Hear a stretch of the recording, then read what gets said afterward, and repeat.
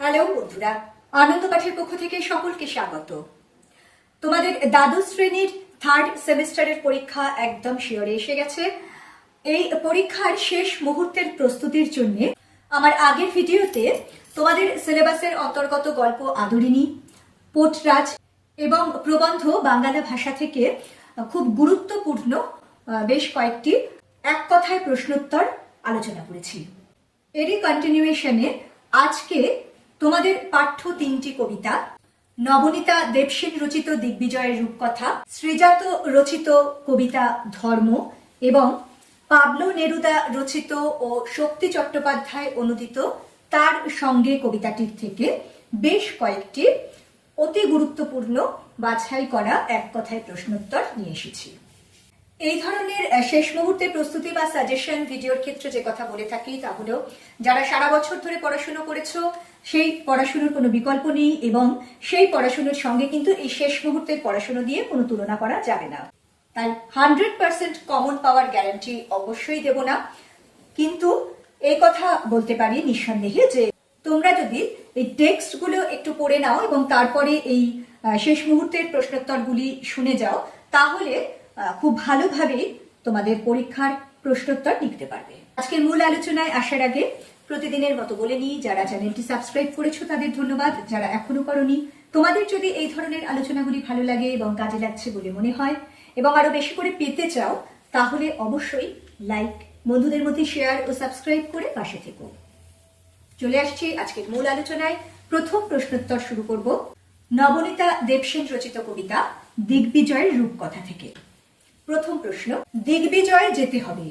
দিগ্বিজয় বলতে কি বোঝানো হয়েছে? আত্মশক্তির বিকাশ। 2, কবিতায় দুয়োরানী বলতে কাকে বোঝানো হয়েছে? রাজপুত্রের মাকে।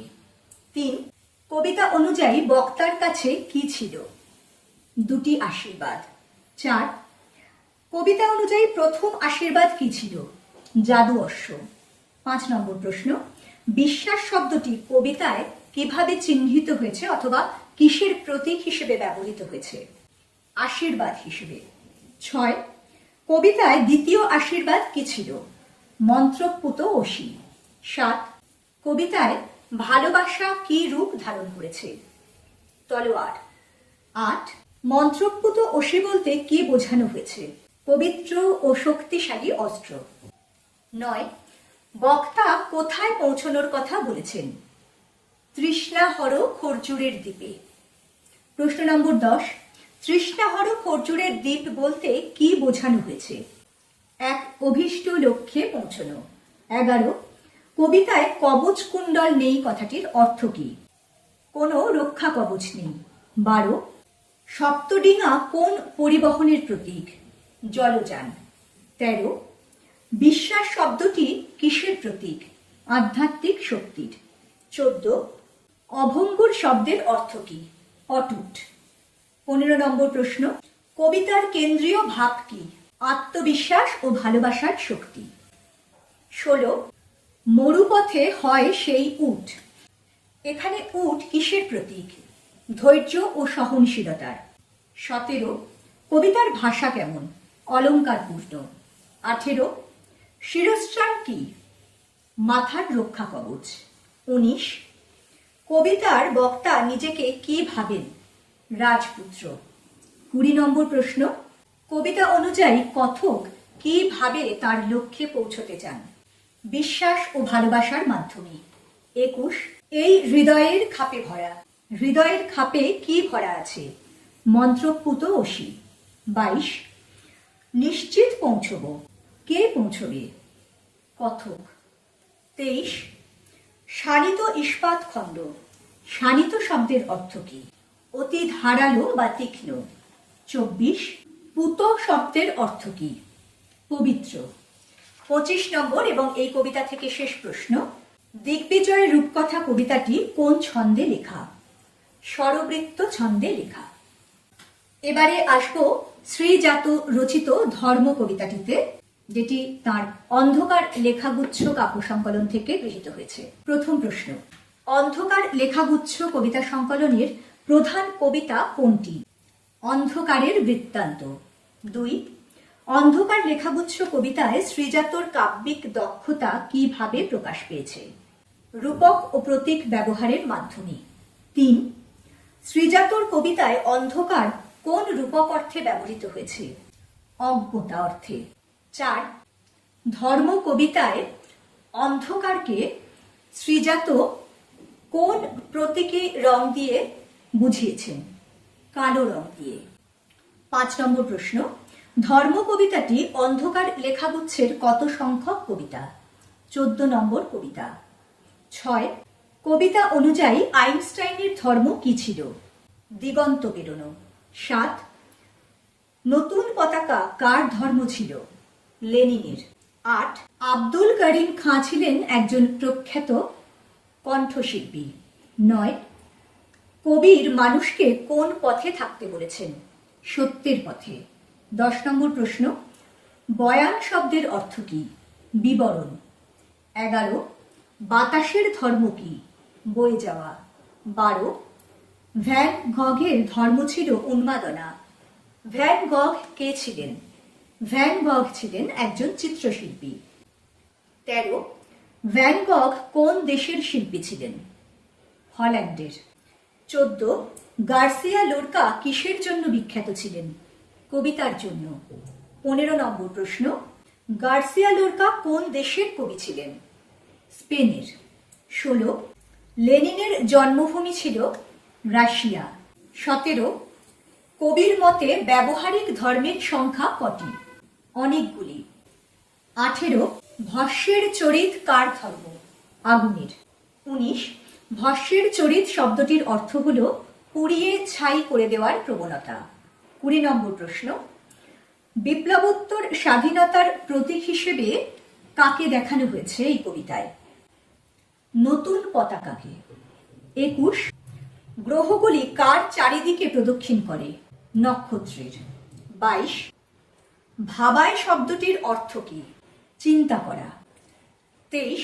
কবি ধর্মের দখলদারিকে কি বলে অভিহিত করেছেন? প্রাতিষ্ঠানিক আনুগত্য। 24. তোমার ধর্মের পথে কবি যা দেখেছেন? অপব্যয়। 25 নম্বর এবং এই কবিতা থেকে শেষ প্রশ্ন, কবিতা অনুযায়ী দখলের কথা তোমাকে কে শিখিয়েছে? তথাকথিত মৌলবাদী ধর্ম।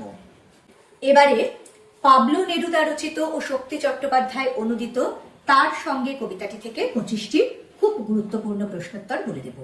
প্রথম প্রশ্ন, তার সঙ্গে কবিতার বাংলা অনুবাদ কে করেছেন? শক্তি চট্টোপাধ্যায়। 2. পাবলো নেরুদা কোন দেশের কবি?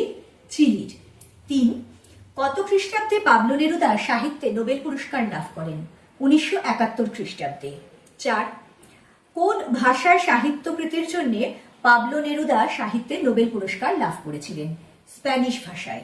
5 নম্বর প্রশ্ন, কোন যুদ্ধের প্রেক্ষাপটে আলোচ্য তার সঙ্গে কবিতাটি রচিত হয়েছিল? স্পেনের গৃহযুদ্ধের প্রেক্ষাপটে। 6. অপেক্ষা করো কে অপেক্ষা করতে বলেছেন? কবিতার কথক। 7. আমার হাতে রাখো কি রাখার কথা বলা হয়েছে? হাত। 8. কবি কঠিন সময় পার করতে কি চান? সঙ্গীর সাহায্য নিতে। 9. কবি কঠিন সময় কি করবেন বলে উল্লেখ করেছেন? কষ্ট করে উঠে দাঁড়াবেন। 10 নম্বর প্রশ্ন, কবি ও তার সঙ্গী কি ধরনের জুটি? যারা টিকে থাকতে জানে। 11. রোশো আমার জন্য দাঁড়াও, এখানে রোশো শব্দের অর্থ কি? অপেক্ষা করো। 12. কবি ও তার সঙ্গীর একে অপরকে কেন দরকার? সংগ্রাম করার জন্য। 13. কবি শুধু কার্নেশন ফুলের জন্য একে অপরকে প্রয়োজন বলছেন না, তাহলে কিসের জন্য বলছেন? আগুন জ্বালানোর জন্য। 14. আমাদের 4 হাত 4 চোখে একে যুঝবই, এখানে যুঝবই শব্দের অর্থ কি? লড়াই করব। 15 নম্বর প্রশ্ন, জুড়ি শব্দটির একটি সমার্থক শব্দ বলো। দোসর। 16. স্থানে অস্থানে বেঁচে বর্তে এসেছে, বেঁচে বর্তে কথাটির অর্থ কি? কোন ক্রমে জীবন ধারণ। 17. তার জন্য কবিতাটির মূল ভাব কি? যৌথ সংগ্রাম। 18.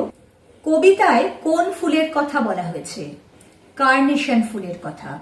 19, কবিতায় 4 হাত 4 চোখ বলতে কি বোঝানো হয়েছে? সহযোগিতা ও ঐক্য। 20 নম্বর প্রশ্ন, আলো জ্বালাতে হবে কথাটির অর্থ কি? সংকট কাটিয়ে ওঠা। 21, পাথরের ফাটলে শব্দবন্ধটি কিসের ইঙ্গিত দেয়? দুর্গম পরিস্থিতির। 22, কবির মতে প্রতিকূল বা বিপর্যস্ত পরিস্থিতি কাকে পরাজিত করতে পারে না? যাদের মধ্যে ভালোবাসা আছে। 23, কবিতায় ফুল ও মধু কোন ভাবনার প্রতিফলন? শান্তি ও সৌন্দর্যের। 24, কবিতার ভাষা কি ধরনের? প্রাঞ্জল ও আবেগপূর্ণ। 25 নম্বর এবং এই কবিতা থেকে ও আজকের মতো শেষ প্রশ্নোত্তর, সময়টা মাথা যতই উঁচু করুক, এই বাক্যের অর্থ কি? সময় যতই কঠিন হোক না কেন, লড়াই চালিয়ে যেতে হবে। বন্ধুরা, এই দুটি ভিডিওর মাধ্যমে তোমাদের 3rd সেমিস্টারের সিলেবাসের অন্তর্গত গদ্য ও কবিতাগুলির একেবারে বাছাই করা কিছু প্রশ্নোত্তর বলে দিলাম। আশা করব এগুলো তোমাদের শেষ মুহূর্তের প্রস্তুতিতে কাজে লাগবে। পরের দিন আরো একটি নতুন ভিডিও নিয়ে ফিরে আসবো খুব তাড়াতাড়ি। সঙ্গে সঙ্গে নোটিফিকেশন পেতে চাইলে সাবস্ক্রাইব করে বেল বাটনটি অন করতে ভুলো না। আজকের মতো টাটা।